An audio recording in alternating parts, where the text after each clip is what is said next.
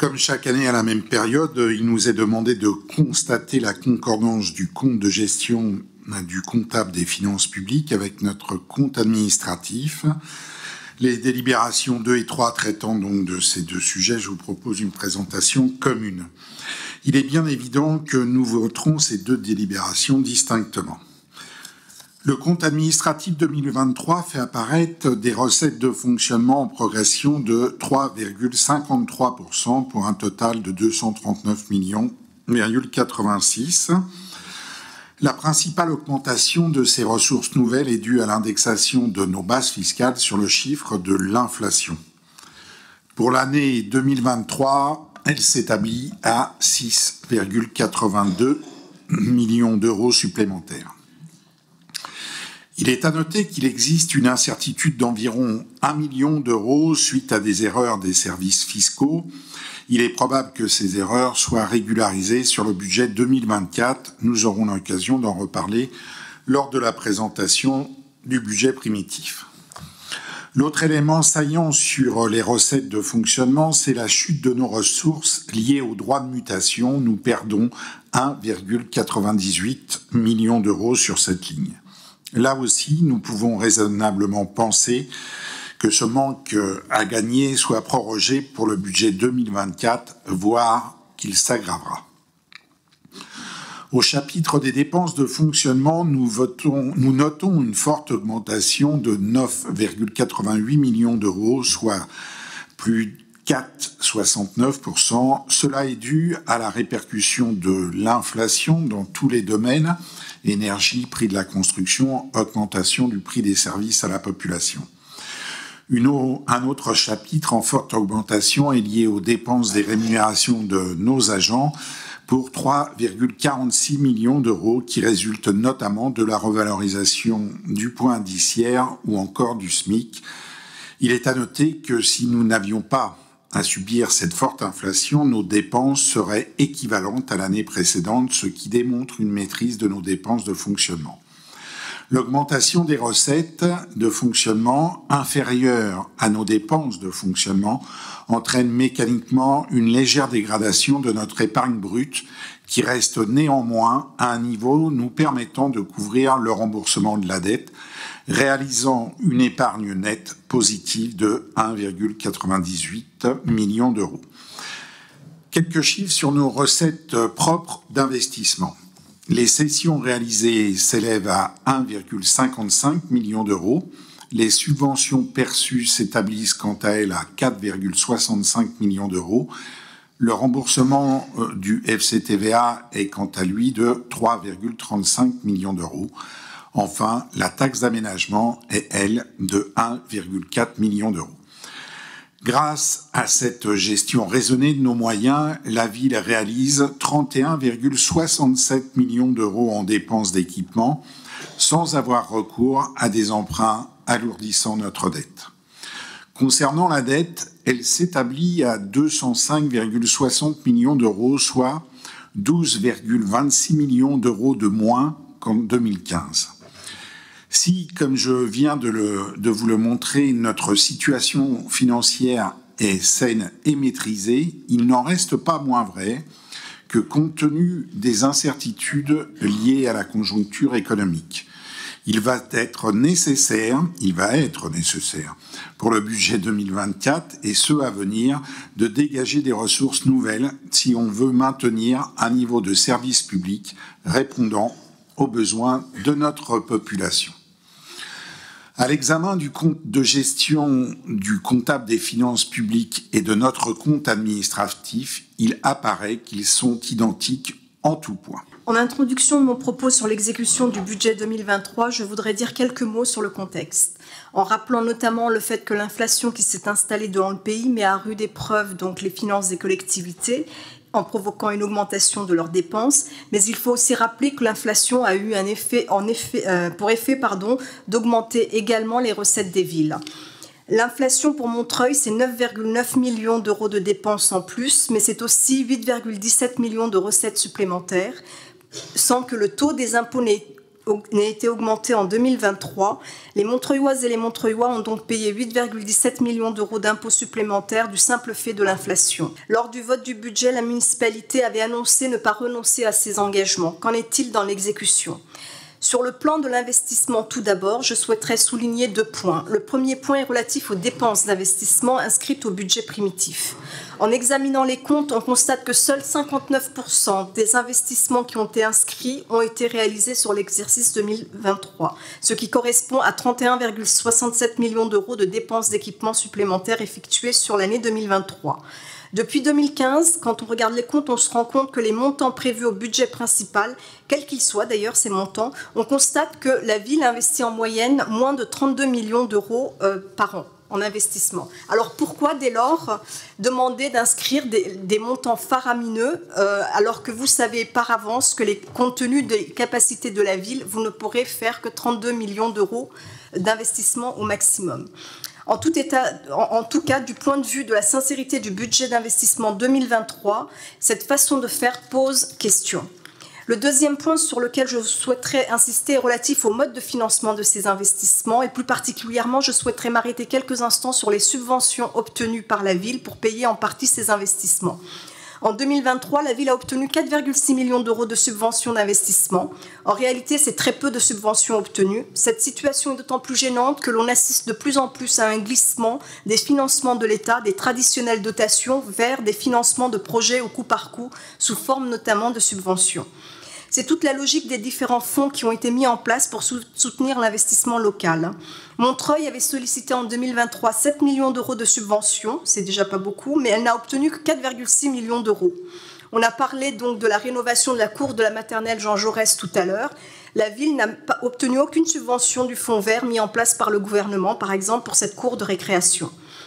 On peut penser ce qu'on veut de la philosophie qui sous-tend ce glissement du financement des collectivités territoriales, des traditionnelles dotations vers le financement de projets, mais il n'en demeure pas moins que ce glissement est une réalité et la responsabilité de la ville et de ses élus, c'est d'aller chercher ces financements nouveaux. Aujourd'hui, à Montreuil, clairement, le compte n'y est pas. Il n'y est pas et c'est grave parce que la ville rate des occasions et la conséquence est que ce sont les Montreuilloises et les Montreuillois qui doivent compenser. Cette difficulté de la ville à aller chercher les financements est aussi expliquée, je le pense, par des problématiques de ressources humaines. En effet, à regarder de plus près le compte administratif 2023, on constate que les dépenses de personnel diminuent en pourcentage dans le budget de la ville.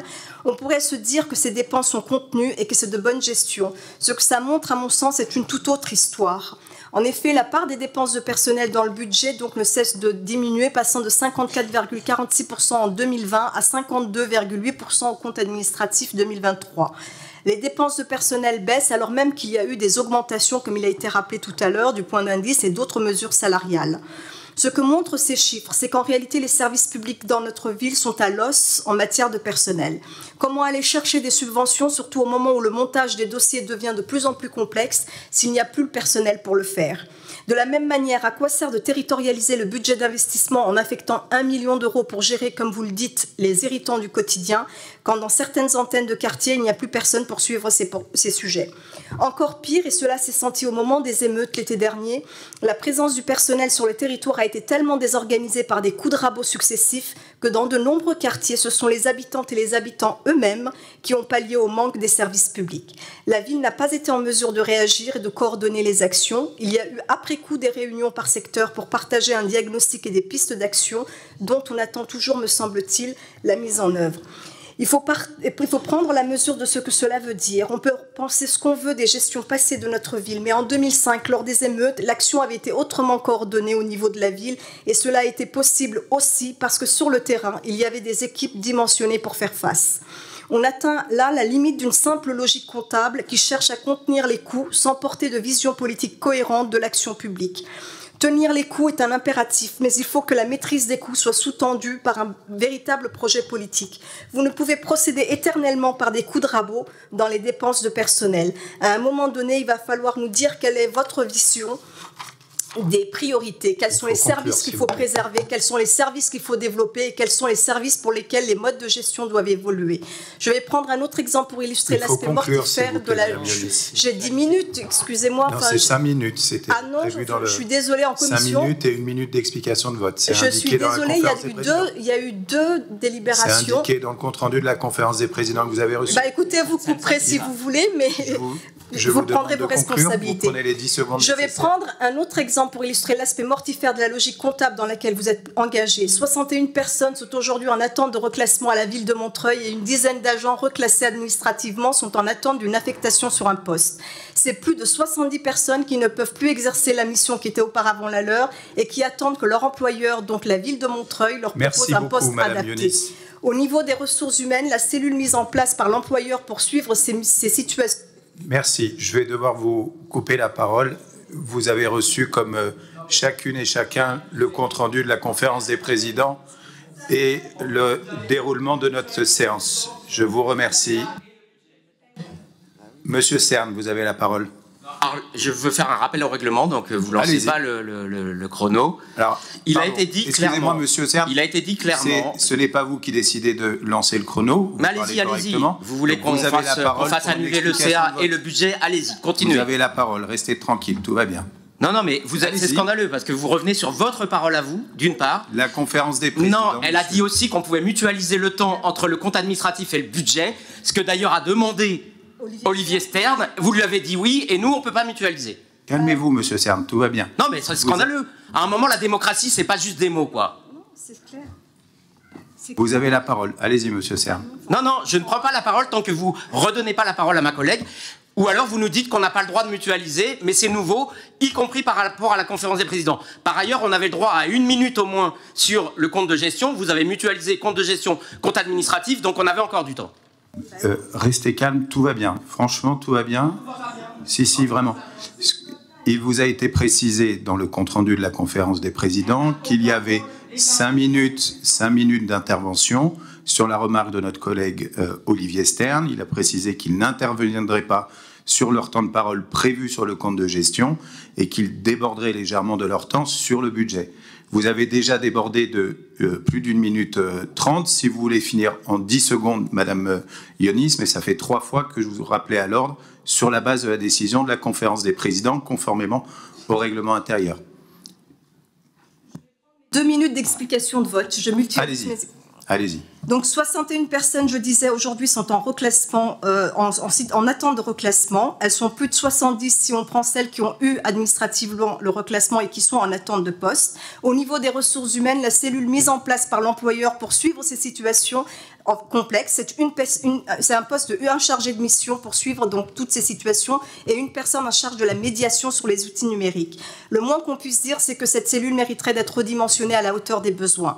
Il n'y a pas de service public de qualité sans agent pour rendre ce service public. À Montreuil, la situation du personnel communal devient critique et en tout état de cause, ce qui se passe à bien des égards n'est pas à la hauteur de ce qu'on pourrait être en droit d'attendre d'un employeur de gauche. Il n'est pas certain que la situation tienne bien longtemps à l'État. Je vous interrogeais en 2022 sur la prime télétravail. Vous m'aviez indiqué qu'à Montreuil, vous ne souhaitiez pas aller vers la mise en place d'une telle prime, mais que vous engagez à faire un bilan sur le télétravail dans la collectivité.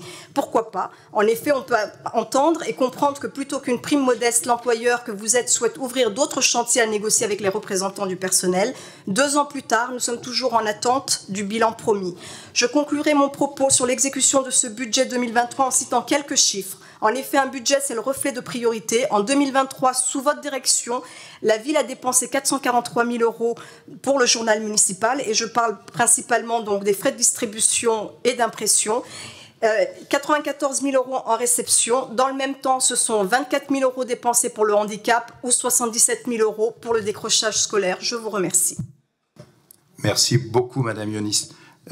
Juste pour rappel, puisque vous avez participé à la commission technique préparatoire du conseil municipal et que vous avez reçu le compte-rendu intégral, je vous rappelle qu'il a été indiqué, c'est en page 17, que la conférence des présidents fixera la durée des interventions. Il sera proposé de donner un temps plus long d'intervention sur les délibérations budgétaires, 2 points, 1 minute sur le compte de gestion, 5 minutes sur le compte administratif, 10 minutes sur le vote du budget primitif.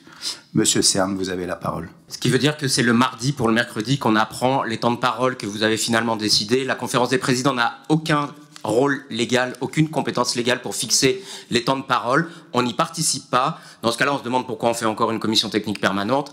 On n'y viendra plus, comme ça ce sera plus simple et vous déciderez tout, sachant que vous avez décidé entre vous bien avant la conférence des présidents. Bref, on est en train de devenir la mairie la moins démocratique de France. À part dans les mairies Front National, on ne se comporte pas comme ça. Même Valérie Pécresse ne le fait pas au conseil régional. Vous êtes vraiment... Enfin, la moindre expression de critique ou de pluralisme vous fait peur et vous énerve. La droite ne vient plus. On est les deux derniers... oh, j'ai le droit de parler?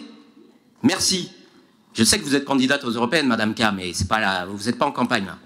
Donc c'est scandaleux, vous vous comportez vraiment comme des dictateurs. Laisser parler sur le compte administratif vous énerve. Donc je vais faire, et puis vous me couperez, et puis on verra, et puis ce sera un argument supplémentaire pour faire annuler la délibération sur le compte administratif et sur le budget. Au point où on en est, après tout, on dirait qu'il n'y a que ça qui vous intéresse. Vous allez encore perdre beaucoup de sous en justice, mais ça ne vous fait pas peur, vous préférez payer des astreintes plutôt que réintégrer des personnels, des agents dont le tribunal vous a ordonné de les réintégrer, mais vous êtes des patrons de choc, et vous continuez, et vous êtes des petits dictateurs au petit pied dans cette collectivité. Tant pis. Ce compte administratif qui est donc effectivement conforme au compte de gestion, je n'ose me mettre à la place du comptable public qui doit s'arracher les cheveux quand il reçoit un certain nombre de vos demandes de dépenses, et notamment quand il reçoit des dépenses qui sont plus importantes que les marchés passés. Bon, n'entrons pas dans les détails, mais je pense qu'il y a vraiment quelque chose qui cloche, mais qui correspond aussi à ce que disait ma collègue sur la façon dont vous avez tellement vidé certains services que il n'y a plus les compétences nécessaires, il n'y a plus les effectifs nécessaires.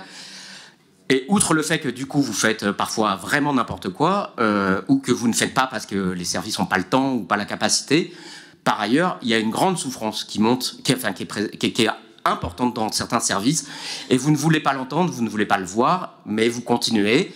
Des gens s'en vont, ne sont pas remplacés, ça se voit hein, sur la masse salariale. Ce qui, au demeurant, d'ailleurs, la masse salariale baisse, mais les charges courantes ne baissent pas. Parce que quand on enlève des agents publics et qu'on remplace par de l'externalisation privée, bah, finalement, il faut payer quand même.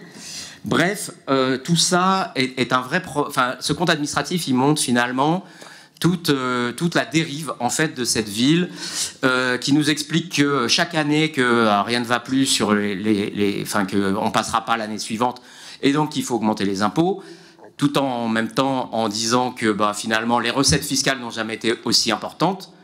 Les tarifs municipaux augmentent tous les ans, donc c'est double peine. Hein. C'est soit on fait sur les usagers, soit on fait sur les contribuables. Là, vous faites sur les deux, et malgré ça, vous baissez l'investissement. Alors c'est sûr, hein, vous avez vendu les bijoux de famille, donc les cessions, mais il y en a moins qu'avant. Il y a une baisse des droits de mutation. Bah, en même temps, vous vous targuez de faire une politique anti-spéculation. Donc, il ne faudrait pas non plus vous plaindre des résultats éventuels de la politique anti-spéculation que vous dites mener. Donc, tout ça, quelque part, n'a pas de cohérence politique, montre en fait une vraie perte de capacité à servir les habitants et à aider les habitants, montre aussi un problème énorme de sincérité budgétaire dans cette ville, parce que quand le compte administratif, comme l'a dit ma collègue, montre qu'on a chuté à 59% de taux d'exécution et que malgré tout, même les restes à réaliser diminuent pour tomber à 23%, ce qui nous met à 80% de taux d'exécution d'investissement en cumulé réalisé et restes à réaliser, ce qui n'est jamais arrivé depuis plus de 10 ans. Donc, il y a vraiment des difficultés financières importantes, un problème de sincérité puisque vous ne faites pas ce que vous prévoyez de dire et vous remettez 60 millions, on verra tout à l'heure, 60 millions d'investissements prévus au BP 2024 alors que vous en faites 30 et que vous annoncez que vous en ferez que 30. Ça s'appelle de l'insincérité budgétaire.